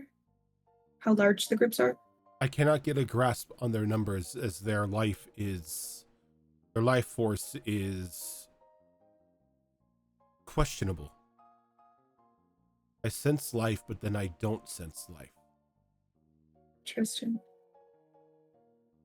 So there's 2 collectives of them roaming the forest at this point. I mean, I personally have one last question before we head off and the direction of them. When I first came here, I ate a mushroom that was supposed to help me be more accepted into the forest. Am I gonna die? Or am I forced to be in the forest? Zafira, you life? didn't. Drink the water. She like motions down at the running pool of water in front of you. Insight check. Sure. Yeah. Where?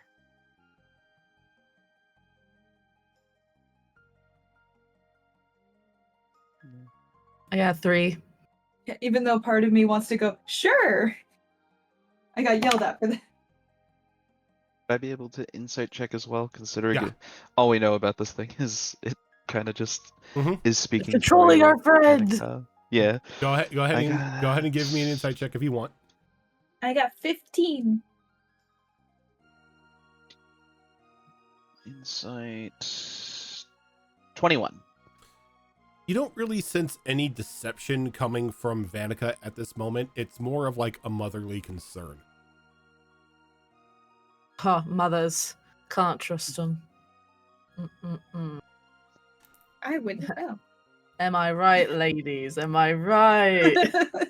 Can't live with them, can't live without them. Anyway, You're not wrong there, love. You're not wrong there. This seems nice. yeah. She takes like a bottle from her herbalist kit and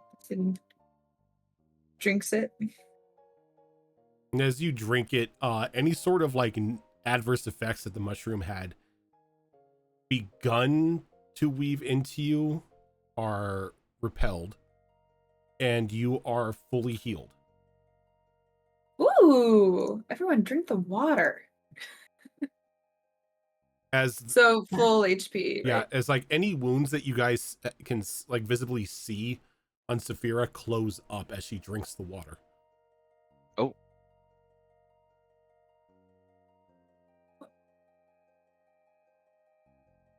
That looks refreshing. Yeah, it is. I feel fantastic. The spring water will revitalize you if you wish to drink it.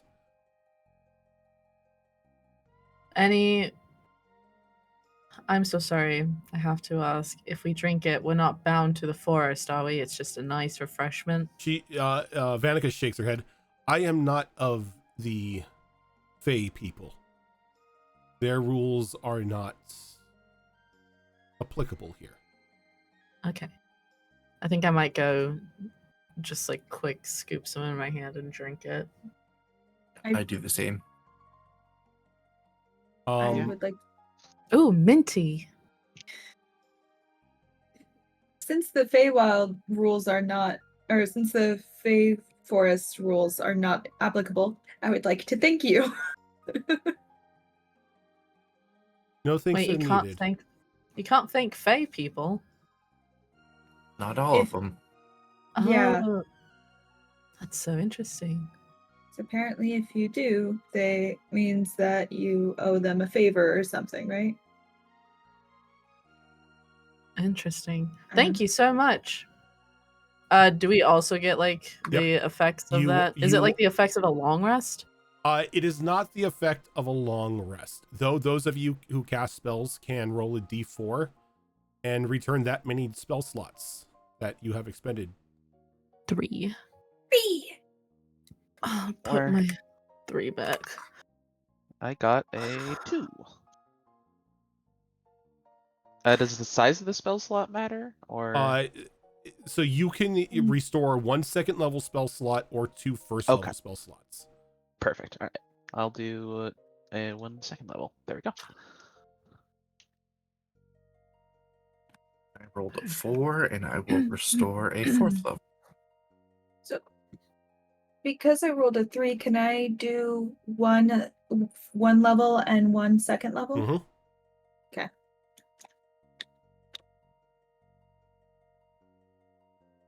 Hooray!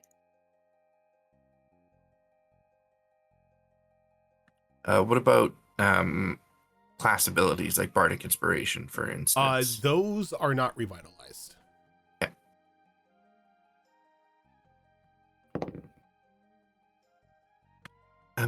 So I don't know how much of this forest you can see or how much you know of this place, but if we're gonna stop these two groups, and one of them is headed to Vanica's tree, do you know the way there? Can you like impart any knowledge on us of like a path that we should take, or?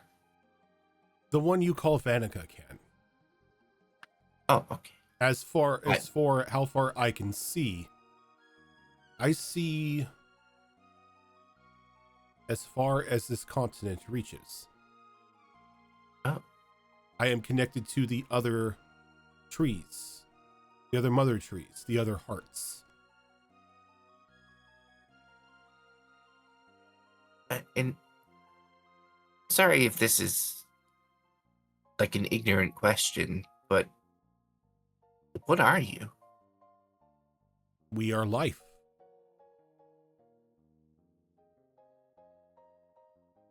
We are every plant, every blade of grass, every bird, every beast. We are the life that surrounds all of you on a daily basis. That would explain why you heard all those voices then when you sent a message to Vanica.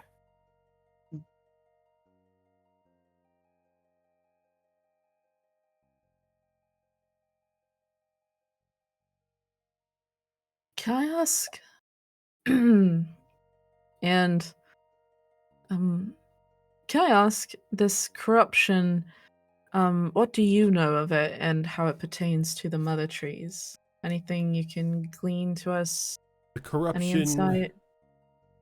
that you know of is the opposite of what we are. While we are life, it is death.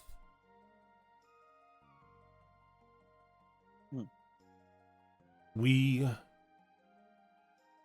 and specifically the mother trees, are able to keep it at bay, to repel it, and in times cleanse it.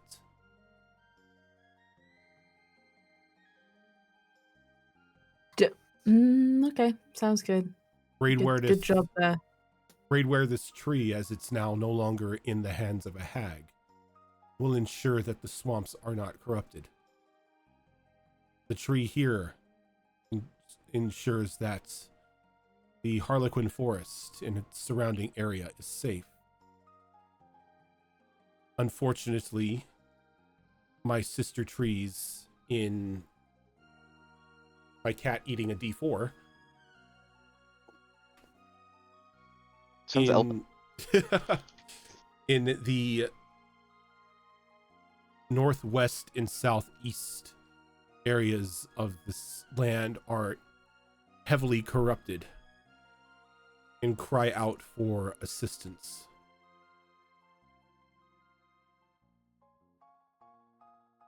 But to go in and to repel such corruption, such death, such negative energy would put people at risk. But if our sisters are restored, the corruption should be nullified across most of the continent.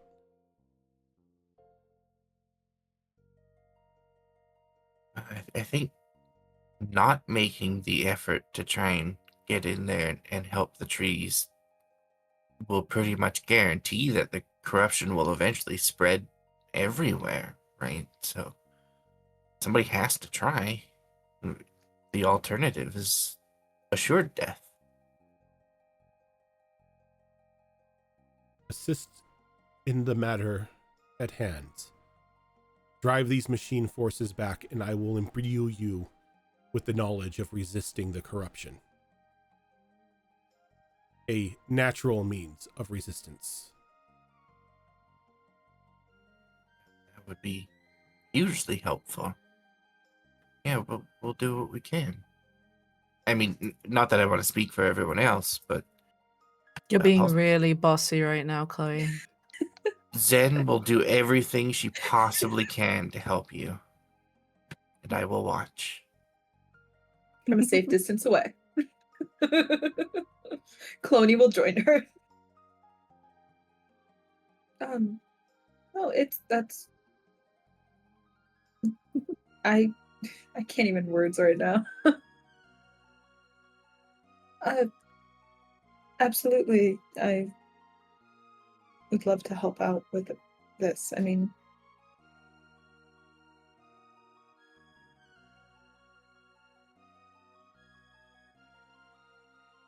What about you, Sarai? Any wisdom you can glean onto us? At the end of the day, we're in a world that kind of needs a way to stave off the corruption. So I don't see any reason not to help in staving off the corruption and keeping the things safe that do so. Very well So said. yeah, I'm glad to help. All right. Let's get a move on then. Let's take out these machine people. And as you say that, you feel your connection with Cloney sever. Uh-oh. Uh-oh. Uh-oh. what? I think Cloney's dead. Oh no. What? No, she was so young. Wait. What do you mean? Well, while she's, I don't know, active, I can like feel that connection to her. So, we can like swap places. But when she is killed or dismissed or whatever, that connection is severed. The connection was just severed.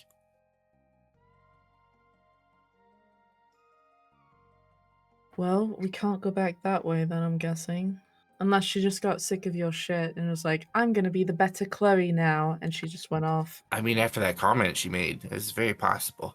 But maybe one of the groups of those machine guys are out there right now. And Vanica looks around.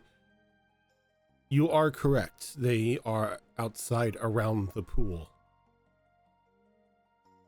You can't go the way you came. I will send you back through another method. Whatever happens, they must not discover the waterway. Okay, we'll do what we can. The water was lowered so they might see the arch. Yeah, I was just gonna say. Make sure then they are not able to share that information. Okay. And as she says that, Vanica is released from the the grasp of the heart, and the tendrils go back into the heart itself. And all of you are pretty much summarily swallowed by the earth. And you appear outside on the northern part of the lake. Give me one moment here. Evie, please do not eat my wires.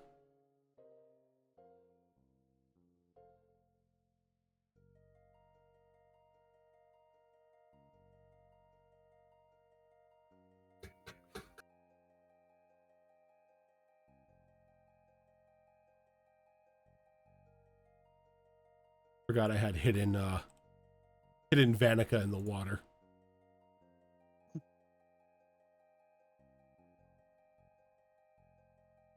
I'm just moving you all around.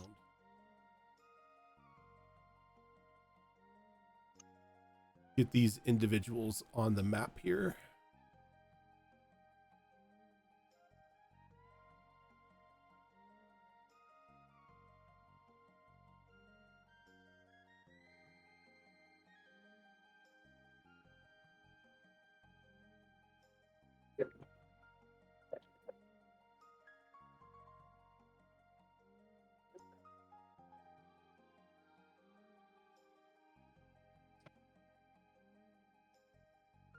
I'm going to take you guys to a map.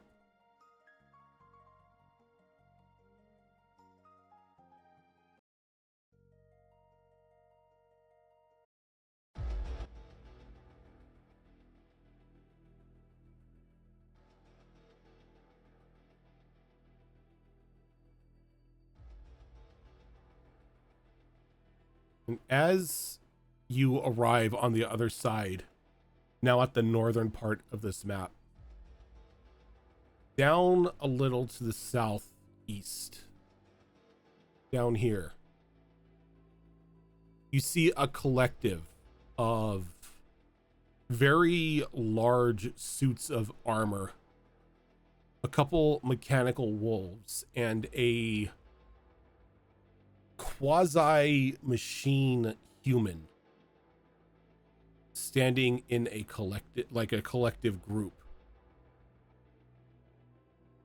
Multiple tendrils, not even tendrils, but mechanical wires are coming out of the back of this quasi-human. One of them smoking a bit, as you see where Cloney was standing is now just like a black blaster mark.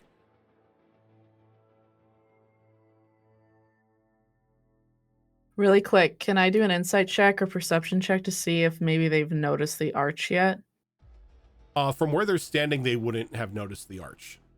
Okay, I turn to Sarai and I go, how naturally and quickly, like, so it's not like a huge rush of water, can you raise the water level again? So before, I want to show everybody what these characters look like as you're having that conversation. It was less me making the water go down and more me destroying the water with mushroom spores that ate away the moisture rapidly. Okay.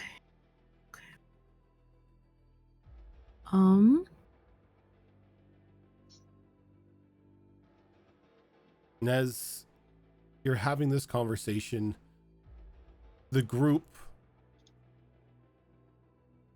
begins to move down as like a collective.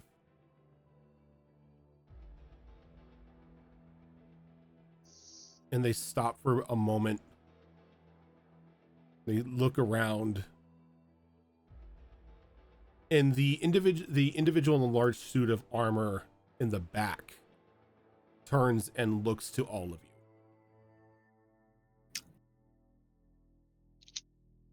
And it looks, and it almost, you can hear it making a noise.